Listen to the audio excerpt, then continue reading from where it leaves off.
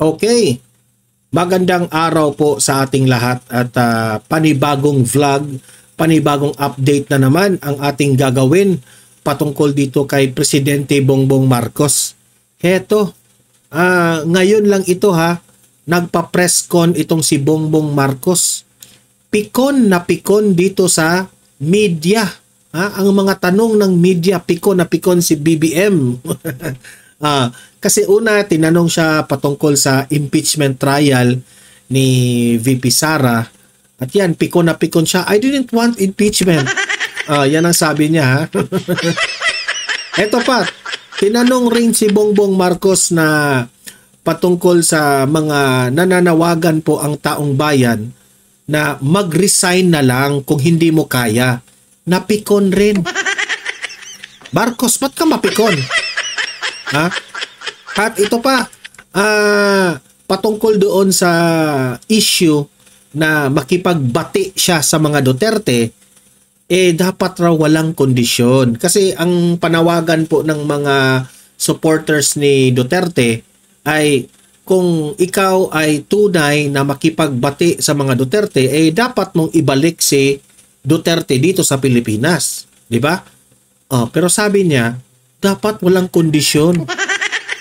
Pikon na pikon siya dito sa tanong na ito.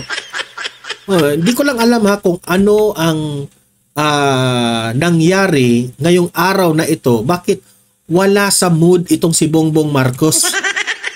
Wala siya sa mood sumagot sa mga media at sa mga reporters. Mamaya ipapakita ko yan sa inyo. Ito pa. Tinanong rin siya dyan sa 20 pesos per kilo na bigas. Napipikon rin siya dito kasi sinabihan siya ng mga media na baka yung 20 pesos per kilo na yan, papogi lang yan At intro lang yan. Yun naman talaga ang ating analysis dyan, di ba? Kasi subsidized alam nyo ba kung anong sinabi ni Bongbong Marcos? Tingnan nyo lang. Kasi i-retain niya hanggang matapos ang kanyang termino, mag 20 pesos per kilo ang bigas. Ako naman, sabi ko, kung mag 20 pesos per kilo ang bigas using the subsidy ng gobyerno, useless pa rin yan. Parang sayang yung pera This is, ang hirap kasi sa iyo, Bongbong Marcos, nagmamadali ka. Hindi ganyan ang pag-solve ng 20 pesos per kilo na bigas. Mamaya ipapakita, explain natin yan Ito, si General Browner, walang kodita sa ilalim ng aking panunungkulan. Ayan. Kasi, tinanong na itong si Browner yung boto ng mga AFP at sa mga kapulisan, wala na. Inidoro na si Bongbong Marcos. Pumanig na ang AFP at mga PNP sa mga Duterte, nag-landslide nga, di ba? Tinanong ngayon si Browner, ang sabi niya, hanggang ako ay leader sa ilalim ng panunungkulan niya, ay walang koditang mangyari. Baka si Brother na lang, Marbil at si Tory ang kumakampi dito kay PBBM. Pero sa kabilang banda naman, ayaw natin yung kodita-kodita na yan kasi magiging magulo lamang. Pero yung pagtatrabaho ng mga pulis at mga sundalo, that's out of respect na ubusin na lang natin yung term ni Bongbong Marcos. Okay? Mamaya ipapakita ko yung balita na yan. At heto pa, survey sa VP Sara impeachment na halos buong bansa ang the people have spoken na ayaw nila na ma-impeach itong si VP Sara. Eto, alam mo ba na nagre-react na ang mga House of Representatives? Nagdududa na sila sa survey. Ay nako. Wag na kayong magduda. Accept the reality. Di ba? Okay, so Yun po ang pag-uusapan natin ngayon. Pero bago ang lahat, bago natin ito pag-uusapan, help me po muna na i-like at saka i-share itong video natin para guys kakalat ito sa taong bayan. Okay? Sabay-sabay tayong mag-like and share sa video na ito. 1, 2, 3, go! Ayan, naka-like and share. And sa mga bago pa lang dito sa aking channel, sa Don Mar TV, mag-subscribe na po kayo para updated kayo lagi sa ating mga balita. And yung mga cellphone ninyo, ma-notify yan na meron tayong bagong uploads, meron tayong bagong live o breaking news, no? Malalaman po ninyo. Okay? Kaya mahalaga po na mag-subscribe tayo sa Don Mar TV. 1, 2, 3, go! Ayan, nakasubscribe na ba lahat? Okay. So, unahin muna natin itong balita patungkol kay Bongbong Marcos, no? Patungkol dito sa tinanong ng reporter, ng media, at pikon na pikon itong si Bongbong Marcos sa sinabi ng media. Play. Sir, you mentioned during your podcast na sawa na yung mga tao sa politika, and yet next week... No. Siya lang naman ang nagsabi, di ba? Na sawa na ang tao. Pati nga ikaw, Bongbong Marcos, nakapansin na sawa na yung tao sa'yo. Huwag mo na sabihin na sawa na ang tao sa away politika. Hindi. Sawa na po ang tao sa'yo. Yun ang katotohanan. Di ba? Magsisimula na po yung impeachment trial against Vice President Sara Duterte. I'm not sure I see the train of thought there. Sinita niya yung media. Para bang, bakit ka nagsasalita ng impeachment tapos sinabi niya sawa na yung ano, di ba? Yung anong una.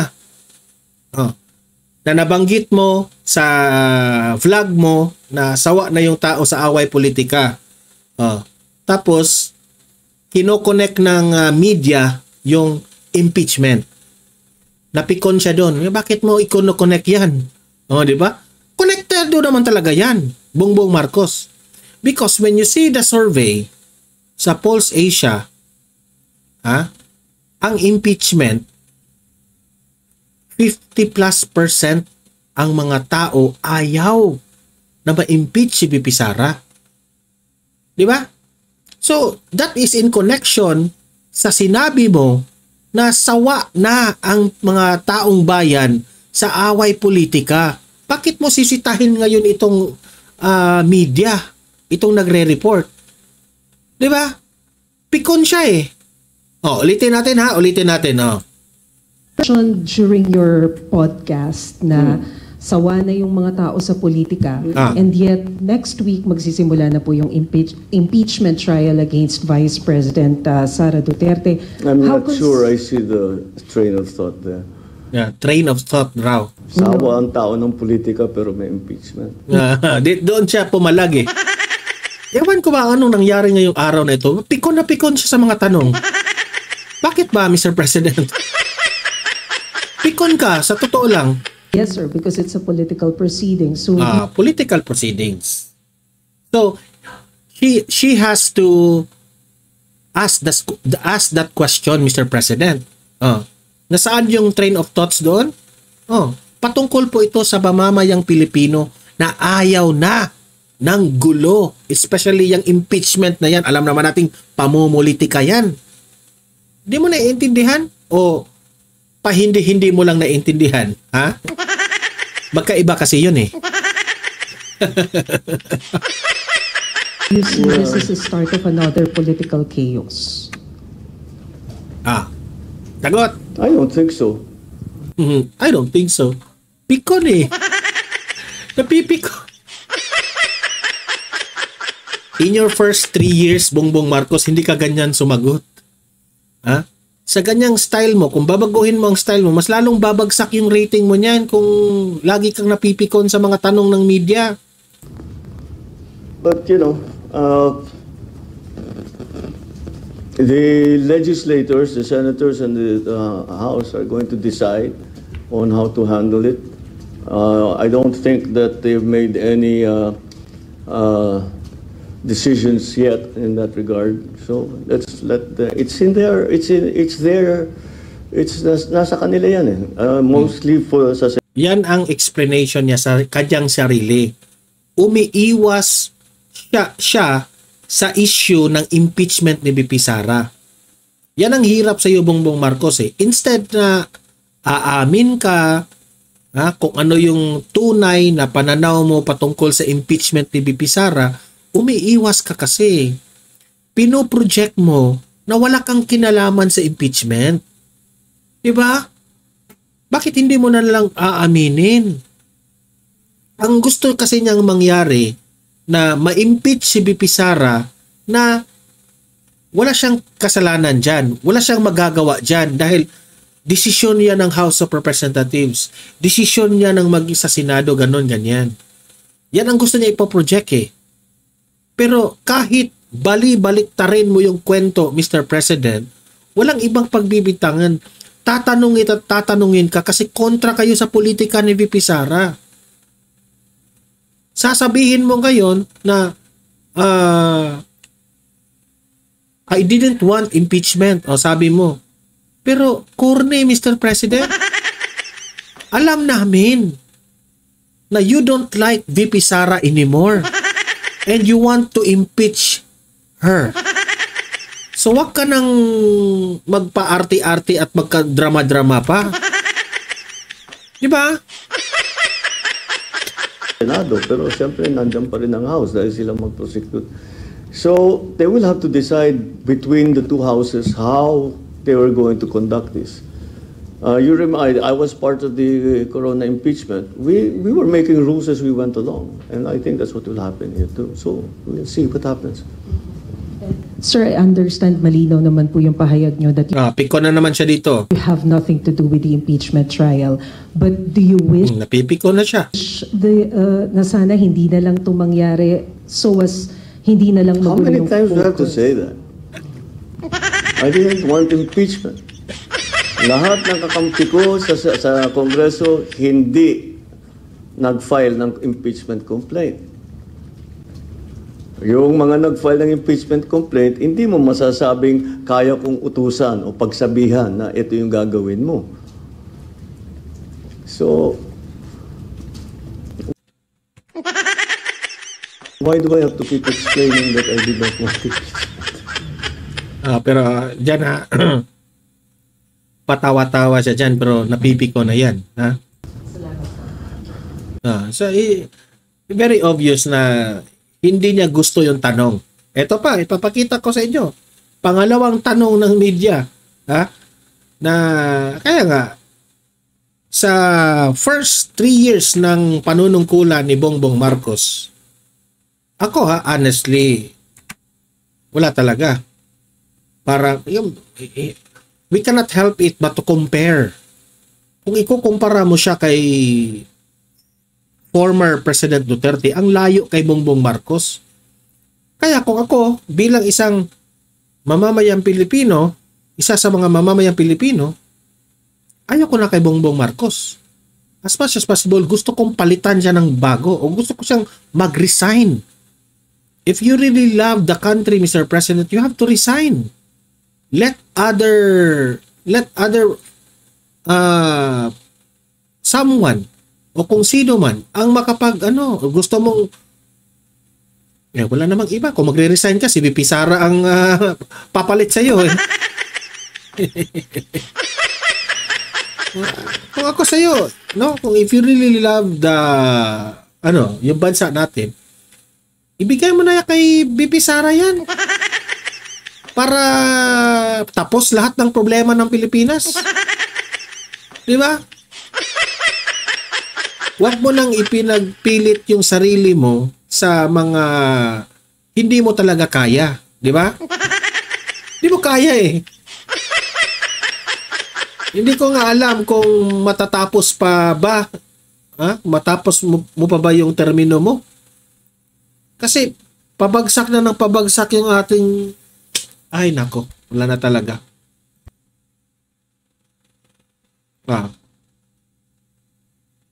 Decisions yet. Wait. Ito, panoorin natin Alright. Sir, you already mentioned that you don't do things for optics. That was the criticism of some of your detractors who are allied with the former President Duterte. And they also said that the current resignations are not necessary and that they want you instead to resign. How do you want to respond to that? Or if you want I will resign? Yeah, that's what they want. Ba't ko gagawin yun? Napik na. Ba't ko gagawin yun? Alam mo, Mr. President, bago natanong ng reporter o media yung ganyang klaseng tanong, alam kasi nila, Mr. President, na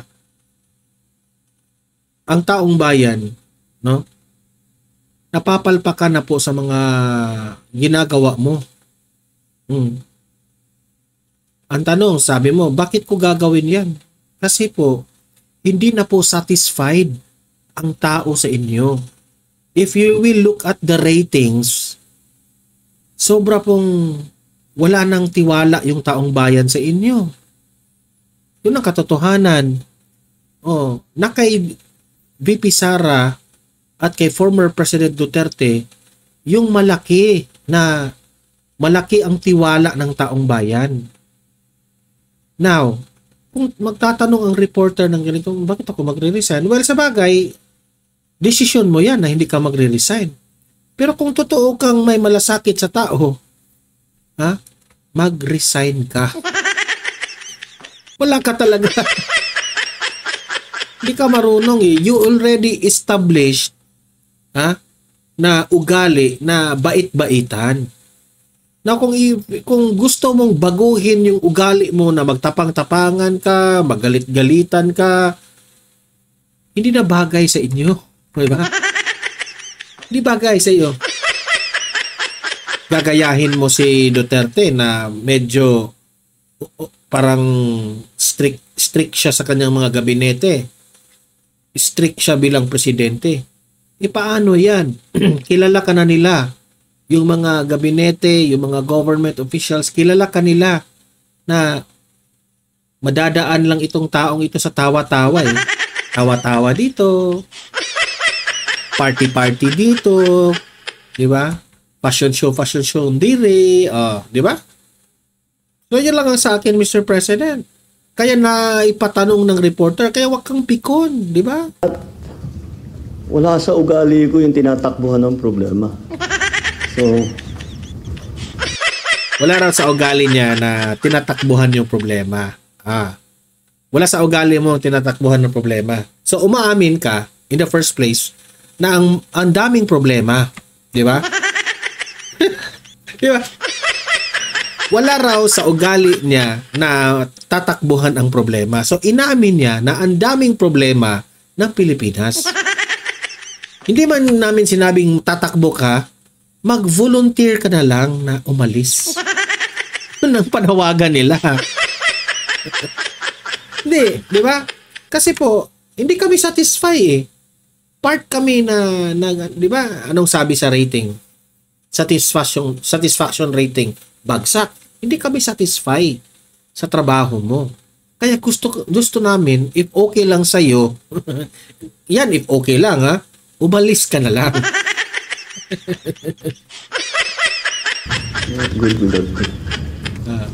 Hindi talaga siya magre-resign. Kayo naman talaga. Ang ano kasi yung mga tanong nyo nakakapikon eh. Thank you, sir. Nakasimangot na si Bongbong Marcos. Ito pa. Presidente Bongbong Marcos, dapat walang kondisyon kapag makipagbati sa mga Duterte. Yan ang sabi niya. Pikon na pikon siya dito.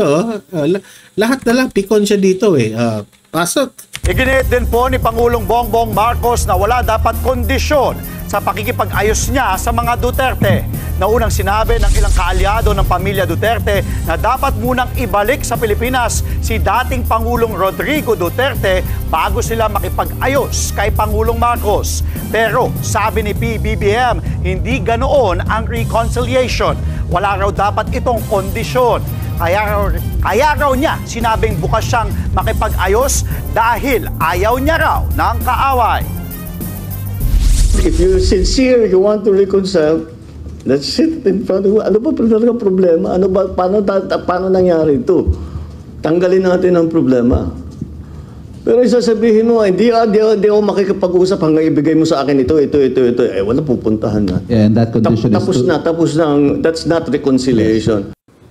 So, yun po ang paliwanag niya. Ako naman, ang reaction ko dyan, eto, bakit mo kasi binanggit na you are open for reconciliation? Yan ang hirap sa'yo, Mr. President, eh. Di ba? Bakit mo kasi yun inopen up? Sa totoo lang, kahit makipagbati ka sa mga Duterte, ayaw naman talaga nilang makipagbati rin sa iyo. Oh, totoo. Sa ginawa mo ni former President Duterte, inaresto mo na hindi dumaan sa tamang proseso. Nandoon na siya doon, nakakulong. Ang daming nagagalit sa iyo by doing that. Tapos babanggitin mo na you are open for reconciliation? Sa tingin mo, makipagbati ang mga Duterte sa ginagawa mo? Kung papayag ang mga Duterte na makipagbati sa inyo, ano ka, hello? Hindi yan makipagbati. Isauli mo muna si Duterte dito bago sila makipagbati sa iyo. Yan ang punto nila. That's the point. Anong gusto mo? Makipagbati ka tapos wala kang gagawin? The damage has been done. Makipagbati ka tapos gusto mo wala lang mangyari, parang wala lang. Diba? Sa ginawa mo kay Kibuloy, sa ginawa mo kay Duterte, tapos, reconciliation, sorry. Sino mananalo? Ikaw. Kasi tumaas yung rating ng mga Duterte. That's what you get. That's what you get by inaresto nyo si Kibuloy, kinulong ninyo, kung anong-anong inakusan nyo kay Kibuloy, inaresto nyo si Tatay Digong, na alam nyong hindi tayo miyembro sa ICC, pero talagang palusot pa kayo nandoon sa The Hague. Sinong hindi magagalit dyan? Galit na galit sa inyo ang Duterte supporters at ang mga Duterte galit sa inyo. Tapos magre-reconcile? Do you think, sa tingin mo, makipagbati sila sa inyo? You are forgiven? No, of course. You will not be forgiven for what you have done to the people and to na tinuturing na hero ng taong bayan. Kaya nga sa unang-una, yung sinabi mong reconciliation, useless yun. Never yun mangyayari kasi galit sa inyo yung mga Duterte supporters and also sa mga Duterte. VP Sara. Mahina na yung tao. Matanda na yung tao. May sakit yung tao. Dinala nyo doon. Delikado nga yung pag-aresto nyo kay Tatay Digong. Na meron yung mga maintenance na mga gamot. Kung anong nangyari kay Duterte doon, buti na lang walang nangyaring masama sa pag-aresto ninyo. Hindi nyo nga pinagbigyan ng klaro na doktor, na mismo doktor ni Duterte, na makapagsabi na he is fit to fly to The Hague. Wala nga. Wala kayong pakialam sa kanyang kondisyon, sa kanyang katawan. Basta lang magawa nyo lang ang gusto nyo na ihuli nyo, ipaaresto nyo, ikulong nyo doon sa The Hague. Wala kayong pakialam sa kondisyon niya. What if merong nangyari sa kanyang masama? Because of his health condition, matanda na, vulnerable na, may sakit. Wala nga kayong pakialam doon. Tapos, makipagbati ka? Sorry, pati na tayo. Ganon. Do you think you will achieve that? Kung ako sa mga pamilyang Duterte, hindi ka namin kahit luluhod ka pa sa harap nila at makipagbati ka, ayaw nila dyan. Ano ka, hello? Tapos sasabihin mo, dapat makipagbati, walang kondisyon. Ano ka, hello? Gusto na, ang sabi nga ng mga supporters ng mga Duterte, kung totoo ka sa sinabi mo, ibalik mo si Duterte. That's the condition. Bakit? Kasi kung makipagbati ka sa mga Duterte, no? Tataas na naman ang rating mo. Kasi maaawa na naman yung kaya nga bumaba ang rating mo, galit yung tao sa inyo. So, wag nyo kaming bulahin na makipagbati ka sa mga Duterte para tataas na naman ang rating mo. Utot mo, Bongbong Marcos. Hindi po ganyan. Okay? That's very unfair to us and to the supporters and to the kaalyado ni Tatay Digong. Diba? Tapos sasabihin mo, dapat walang kondisyon. Ano ka? Hello? Hello? Yun ang point natin dyan. Usap hanggang ibigay mo sa akin. Wait muna kasi nababangag na yung audio natin. Ayos niya. Yan po ni Pangulong Bongbong. Ano ba to? Problema, ano ba? Ano ba talaga problema? Ano ba? Paano nangyari ito? Tanggalin natin ang problema. Pero isasabihin mo, hindi ako makikipag-usap hanggang ibigay mo sa akin ito. Wala pupuntahan. Tama lang eh. Tapos na. That's not reconciliation. Tama lang, di ba? Ay nako. Ewan ko na lang, Bongbong Marcos, kung may maniniwala pa sa mga ganyan mong statement. Ito, pag-usapan din natin ng bigas na 20 pesos. Napahiya na kasi siya dito sa 20 pesos per kilo na bigas eh. Kung ika nga, nakapagbitiw na siya ng salita na 20 pesos per kilo kapag ako ang maging presidente. Ngayon, na-realize siguro niya na hindi kaya sa 3 taon na panunungkulan niya, na-realize niya hindi niya kaya talaga. So anong ginawa niya? Minamadali niya. Okay, sige, 20 pesos per kilo pero may ambag ang gobyerno and that's what you call subsidize. I-subsidize po itong NFA. So, hindi po talaga 20 pesos per kilo ang bigas. Kasi bumibili kami, no? Bumibili kami, oo nga, ito 20 pesos, ito yung 20 pesos ko, pera ko to. Dinagdagan ng gobyerno para aabot. 'Di ba? Kasi you are not really paying the real 20 pesos. For example, if the price of the NFA rice is 38 pesos, you are paying 20 pesos for that. And the 18 pesos, gobyerno. 18 pesos. So, ano yung gobyerno? Kaninong pera yan? Yung 18 pesos na ambag ng gobyerno. Pera pa rin yan ng taong bayan. So, pera namin yan. So, it's not 20 pesos. Diba? Did you get the logic? Sa mga nauuto dyan, sila Sangkay dyan na nagmamayabang dito sa 20 pesos per kilo, kayo yung nabubudol na mga vlogger. Budol na budol kayo eh. Hanggang ngayon, nabudol pa rin sila.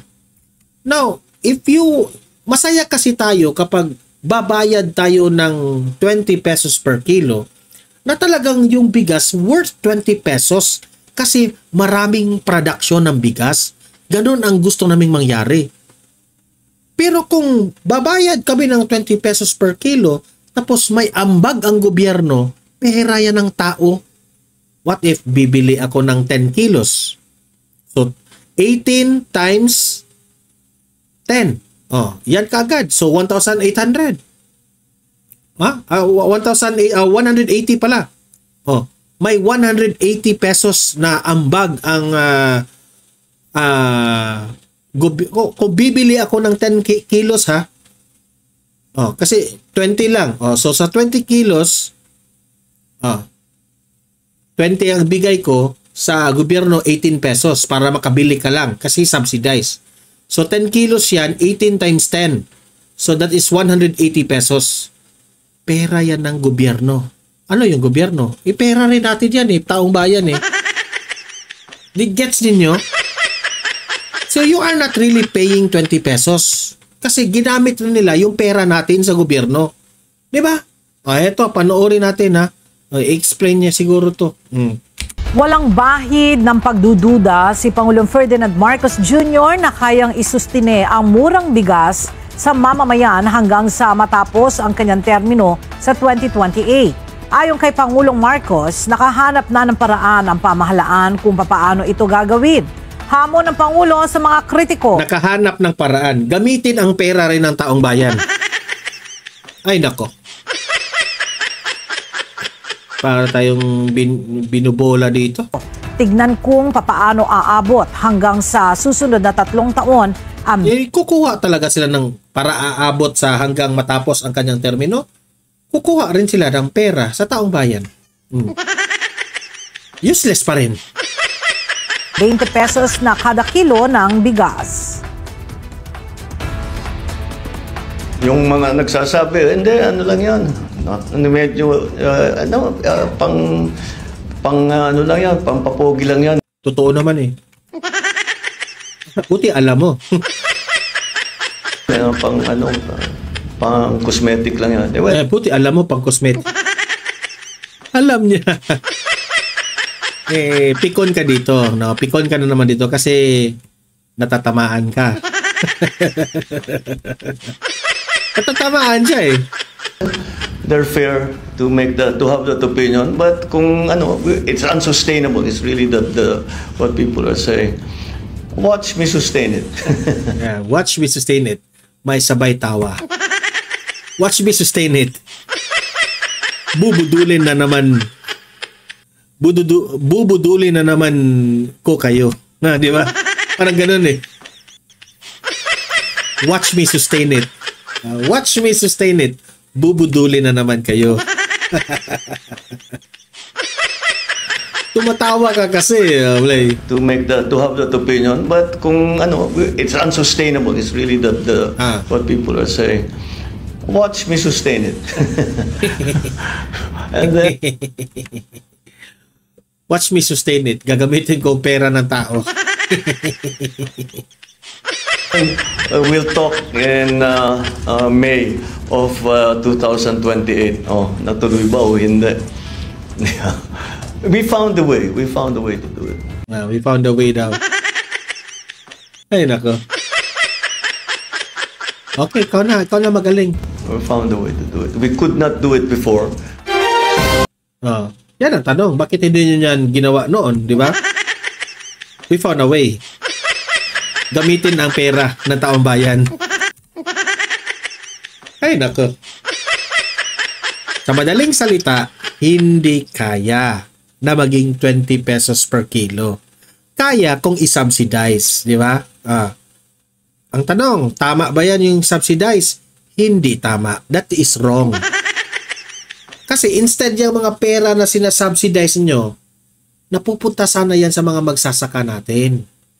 Give them machineries that can fast produce rice. Yun ang dapat mong gawin. Ay nako. Ako na lang presidente. Okay, bahala na yan si Marcos. 20 pesos na kada kilo ng bigas. Yung mga nagsasabi, hindi, ano lang yan. Medyo, wala, papogi lang yan. Papogi naman talaga yan eh. Okay, so punta tayo dito sa sinabi po ni General Bronner na walang kodita kapag siya ang namumuno sa AFP, walang kodita. Kasi tinatanong sila ngayon dito. Kasi ang AFP po, landslide ang mga Duterte. Landslide si Duterte. Ibig sabihin, mas gusto nila yung panunungkulan o yung presidency ni Duterte. Ayaw na nila dito kay Bongbong Marcos. Pero, nirerespeto pa rin sila. Rumirespeto pa rin sila sa presidente kasi mandato nila yan eh. Diba? Ika nga sabi ni sino doon? Si Sas Rogando. Soft kodita. Meron ng soft kodita. Ako naman, sa totoo lang, nirerespeto ko ang mga AFP. Saludo nga ako sa mga AFP for standing what is right, no? Salamat mga taga AFP na nagpakita kayo na mas pabor kayo sa Duterte legacy. Okay? At ipinakita mo kay Bongbong Marcos na ayaw nyo. Siguro naman, magtatrabaho pa rin yan yung mga AFP. They will still protect sa mamamayang Pilipino. They will still protect the flag of the Philippines at sa bansa natin. At irerespeto rin naman nila si Bongbong Marcos bilang presidente. Okay? Pero, this is one way of telling Marcos na ayaw nila sa iyo. Pero nirerespeto ka pa rin. Diba? Yun ang katotohanan. Ayaw ka ng mga sundalo pero buti na lang mga Pilipino ito rumirespeto kung sino yung president. Okay? There's nothing wrong with that. Paano yan? Natuklasan yan because of the election. Wala ka nang magagawa dyan. So, si Bongbong Marcos, alam niya you are the president, pero yung sandalo mo, hindi man na ibig sabihin hindi loyal. Loyal pa rin yan sa inyo sa pagsiservisyo, sa pagprotekta. Well, do not worry about that, Mr. President.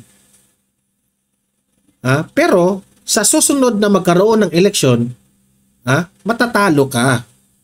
Okay? Gusto ng mga sundalo yung Duterte style of government. Yun ang point dyan. Okay? Ito, panoorin natin Panoorin natin. Wait muna. I-play natin. I-play. Hindi matitinag na mga bulong-bulungan ng internal unrest ang Armed Forces of the Philippines. Binigyan diin ni AFP Chief of Staff General Romeo Browner Jr. ang profesionalismo ng militar at ang patuloy nitong paghahangad ng reforma. Yun pala ang correct term. Ang mga sundalo natin is very professional. Na kahit ayaw na nila si Bongbong, naging professional pa rin sila. Kung ano yung nakasaad sa mandato nila, ginagawa pa rin nila. Pananagutan at disiplina. Tiniyak din ito ang katapatan ng mga sundalo sa konstitusyon at chain of command. Sa huli, sinabi ni General Browner na hanggat siya ang namumuno sa AFP, walang mangyayaring kudeta na magmumula sa kanilang hanay. Ito naman si Browner, akala mo magkokodita. Hindi, ang mga sundalo po, hindi magkokodita. Nirerespeto nilang presidente. Akala mo naman na kapag ako yung namumuno, walang kodita. Akala mo naman, Browner, ikaw yung magaling. Yung mga sundalo mo talaga, ayaw ng kodita. Yan ang totoo. Kasi, wala pa rin tayong patutunguhan kung magkodita-kodita yung ginawa ni Trillanes, anong nangyari? Sablay. Wala kung magkodita-kodita. Wala pa rin. Walang mangyari sa Pilipinas natin. Wawasak yung ating bansa dyan. It will be divided. Kahit pababain pa ng mga sundalo si Bongbong Marcos, hindi maganda yan. What is right is, hayaan natin na kusang loob mag-resign si Bongbong Marcos. Hayaan natin na matapos ang kanyang termino. Yun ang demokrasya. Di ba? So, wag mong akuhin na dahil sa akin hindi magkukodita ang sundalo. Pabida ka rin, Browner Pabida rin ito si Browner. Ito pa. Ang mga taga House of Representatives, duda sila sa survey. Kasi, sila yung nagpupush itong House of Representatives, itong mga kaalyado ni Martin Romualdez na mga Tuwadcom at Tricom, sila yung nagpupush sa impeachment ni BP Sara, impeach. Nagdududa sila sa survey. Kasi anong sabi ng taong bayan? Ayaw nila for impeachment. Pahiya kayo ngayon. At dahil napahiya na sila, anong sinabi nila? Nagdududa kami sa survey. Pero kung pabor sa inyo, okay. Pero kung hindi pabor sa inyo, nagdududa. Wow. Wow. Ito. Panoorin natin. Play. Duda si House Assistant Majority Leader Lanao del Sur 1st District Representative Sia Alonto Adjong sa lumabas na resulta ng Pulse Asia Survey kaugnay ng impeachment case laban kay Vice President Sara Duterte. Sa pulso ng Bayan Survey ng Pulse Asia mula May 6. Ayaw kasi ninyo maniwala. Sinabihan na kayo niyan dati pa. Di ba? Sinabihan na kayo, ayaw ng tao na impeachment. Hindi kasi kayo naniniwala. Ano ngayon? Lumabas sa survey tapos sasabihin nyo, nagdududa kami sa survey. Utot nyo. Hanggang 9, 28% sa 1,200 respondents ang sang-ayon sa pagsasampa ng impeachment case ng Kamara, samantalang 50% ang hindi sang-ayon. Duda ang kongresista na ito nga ang sumasalamin sa pananaw ng publiko. I personally do have some questions and doubts whether these survey firms and these survey results do actually reflect and mirror public sentiments, judging from the previous result of the elections.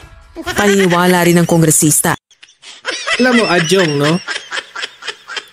Agapin nyo na lang kasi yun ang lumabas ng result ng survey. Diba? What if kung itong survey na ito pabor sa inyo? Diba? Wala lang kayong gagawin kasi pabor sa inyo. So, irespeto rin nyo yung survey na yan. Okay? Ayaw kasi ninyong maniwala Accept the fact na ang daming galit sa inyo, kayong mga tuwadcom at tricom. Yun ang katotohanan. Ang daming galit sa inyo. Wala nang naniniwala sa inyo, for sure. Wala nang naniniwala. Hindi makaapekto ang survey sa paghahanda at sa isasagawang paglilitis ng Senate Impeachment Court kay VP Sara. The senator judges would be would be there to assess and weigh and judge based on merits of the case from both the prosecution. Sila nga yung magja-judge. Ang tanong, matibay ba yung ebidensya nyo? Napapaniwalaan kayo? Yan ang tanong. And the defense would be the barometer, on how the Senate, sitting as an impeachment court, will appreciate and will come into a final conclusion as to the impeachment trials. Samantala, pareho namang ipinahayag ni na House of Ito naman, I think anak ito ni Abante. Representative spokesperson, Attorney Princess Abella at One Rider Party List Representative Rods Gutierrez ito naman. na dapat mag-ingat sa mga ganitong opinion survey. Mag-ingat. Kung pabor sa kanila, okay lang. Tama yan. Yung survey na yan, tama yan. Pero kung hindi pabor sa kanila yung survey, mag-ingat kayo sa mga ganitong survey. Tang inang yan. Ito ay lalo na't batay sa karanasan, hindi tugma ang survey sa naging resulta ng katatapos na halalan. Ano hindi tugma?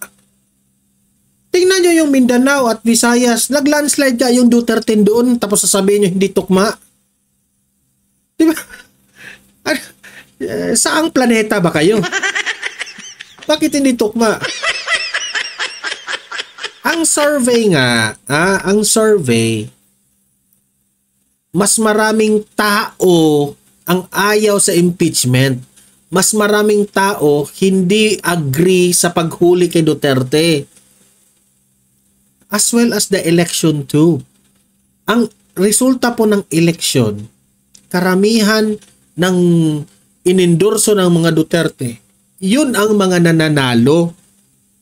Nag-landslide sa mga OFWs. Nag-landslide sa mga AFP at sa mga kapulisan. Nag-landslide sa Visayas at sa Mindanao. Ano pa ba? Ano pang gusto nyong mangyari? Anong hindi tukma doon? Di ba?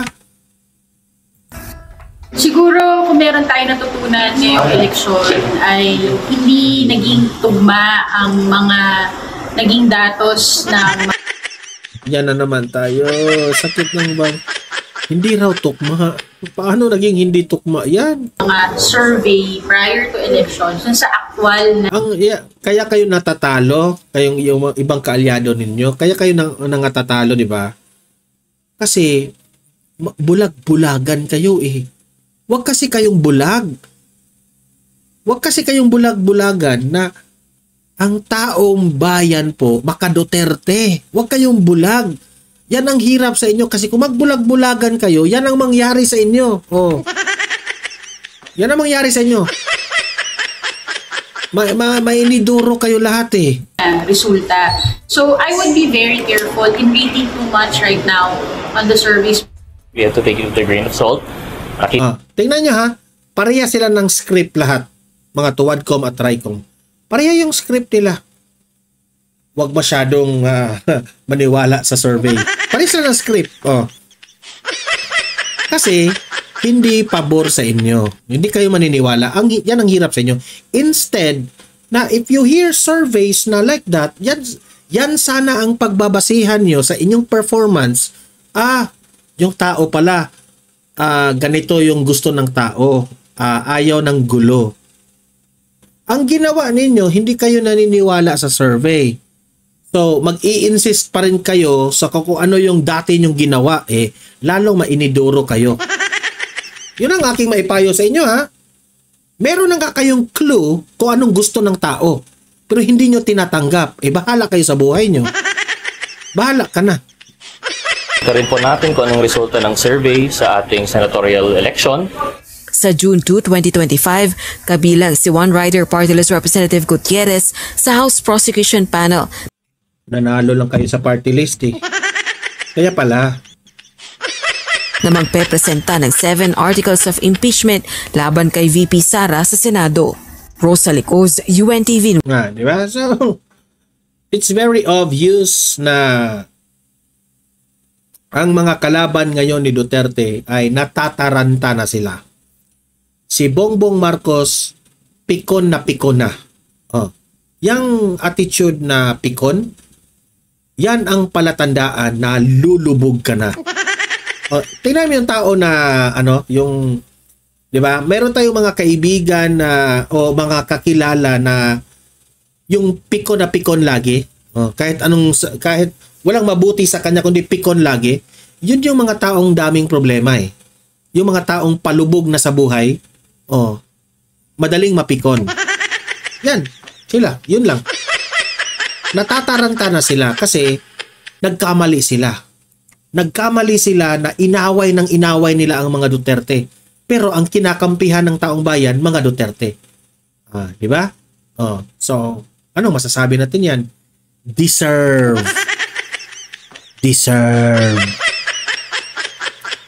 Sa mga kay VP Sara at ni former President Duterte, palakpakan.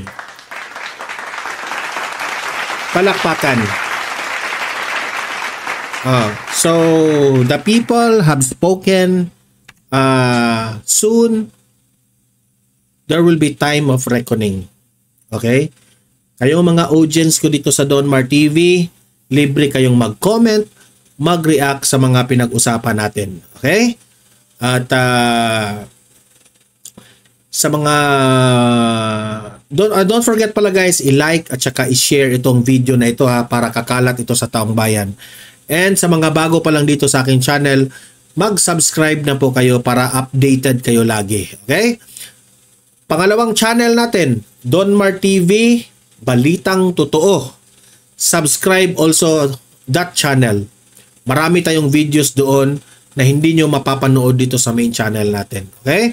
So, sa mga audience ko dito sa Don Mar TV, see you in my next video. See you in my next live. Have a great day. Have a great night. God bless po sa ating lahat. Mabuhay ang Pilipinas and God save the Philippines. Bye-bye.